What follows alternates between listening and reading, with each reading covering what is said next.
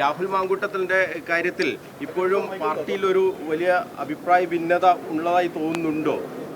ഇല്ല ഇല്ല ഇല്ല അതൊക്കെ അതെല്ലാം കാലക്രമേണ ശമിക്കുന്ന ഒരു സംഭവമാണ്.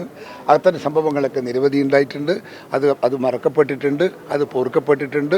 അതുപോലെ അതും സ്വാഭാവികമായും അത് പോയി കേട്ടോ. ഞാൻ എൻ്റെ അഭിപ്രായം പറഞ്ഞിട്ട് എനിക്ക് അതിനോട് പ്രതികരിക്കേണ്ട കാര്യമില്ല. ഞാൻ എൻ്റെ അഭിപ്രായം പറഞ്ഞത്, ആ അഭിപ്രായം ഞാൻ അതിനകത്ത് നിൽക്കുകയാണ്. അവൻ നന്നാവണം, മാറണം, മനസ്സ് മാറണം, ജീവിതശൈലി മാറ്റണം. പക്ഷേ അവനെ പോലത്തെ രാഷ്ട്രീയക്കാരനെ തകർക്കാനും നശിപ്പിക്കാനും നിൽക്കുന്നതിനോട് എനിക്ക് യോജിപ്പില്ല. നിലപാടിനൊപ്പം മറ്റു നേതാക്കൾ നിൽക്കാത്തതിൽ വിഷമമുണ്ടോ? എനിക്ക് വിഷമമൊന്നുമില്ല. ഓരോരാൾക്ക് ഓരോ കൺസെപ്റ്റാണ്. എനിക്ക് എൻ്റെ കൺസെപ്റ്റ്, അവർക്ക് അവരുടെ കൺസെപ്റ്റ്. ഓരോരാളെ തിങ്കിങ്ങും ഓരോരാളെ ആരും മനസ്സിലാക്കുന്നില്ല. അത് അവരോട് പോയി ചോദിക്കുക. അത് എന്നോട് ചോദിച്ചാൽ എങ്ങനെയാ പറയാം? ഇദ്ദേഹത്തിന്റെ മനസ്സ് എനിക്ക് പറയാൻ പറ്റുമോ? ഇല്ലല്ലോ. അദ്ദേഹം അല്ലേ പറയാൻ പറ്റുള്ളൂ. വേഗം കുത്തപ്പോയി പാടിയുള്ളവർ പോയി ചോദിച്ചോ.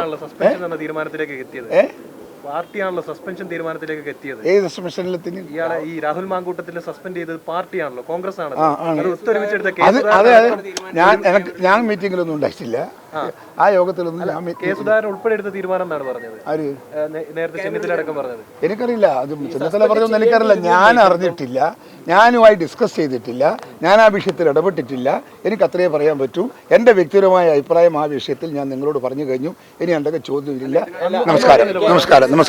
തെറ്റായിരുന്നു അതൊന്നും ഞാൻ പറയുന്നില്ല. തെറ്റത് പാർട്ടി എടുത്ത തീരുമാനമാണെങ്കിൽ ആ തീരുമാനത്തിന് ഞാൻ വഴങ്ങുന്നു.